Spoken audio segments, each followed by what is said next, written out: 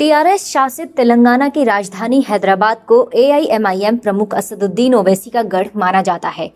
वहां के ग्रेटर हैदराबाद महानगर पालिका चुनाव में बीजेपी लोकसभा सांसद असदुद्दीन ओवैसी की पार्टी एआईएमआईएम को पीछे छोड़ते हुए टीआरएस से दो दो हाथ करने की स्थिति में आ गई है। रुझानों में कभी बीजेपी आगे दिखी तो कभी टीआरएस, लेकिन इन रुझानों से ये तो स्पष्ट है कि 2016 में हाशिए पर खड़ी पार्टी को नंबर 2 तक लाने में बीजेपी के उच्च स्तरीय कोर ग्रुप की भूमिका सबसे अहम है।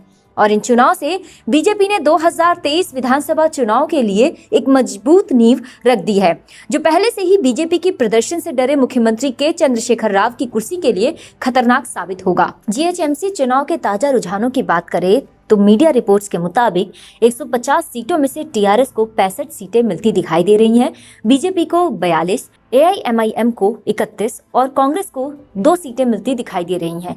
खास बात यह है कि बीजेपी के अलावा सभी पार्टियों का ग्राफ गिर गया है। बीजेपी ने पिछले चुनाव में 4 सीटें जीती थी और इस बार वो 40 से ज्यादा सीटों पर लीड कर रही है, जबकि राज्य की अन्य सभी राजनीतिक पार्टियों का रसूख घट गया है।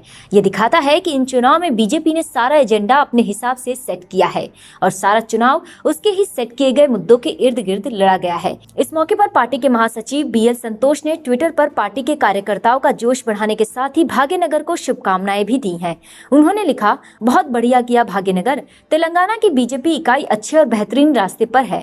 बीजेपी ने हैदराबाद को लेकर कैंपेन चलाया था कि अगर भाजपा यहां शासन में आती है तो हैदराबाद का नाम बदलकर भाग्यनगर रख दिया जाएगा। अपने उसी एजेंडे की ओर लोगों का ध्यान आकर्षित करते हुए बीजेपी महासचिव ने जाहिर कर दिया है कि हैदराबाद का नाम अब भाग्यनगर होने में ज्यादा देर नहीं लगेगी। बीजेपी ने तेलंगाना को लेकर अपना राजनीतिक प्लान लंबे वक्त से तैयार रखा था। इसके चलते दुब्बक विधानसभा सीट पर उपचुनाव में बीजेपी उम्मीदवार ने जीत दर्ज की तो पार्टी का उत्साह 7वें आसमान पर चला गया। बीजेपी ने ग्रेटर हैदराबाद महानगर पालिका चुनाव में अपनी पूरी ताकत झोंक दी।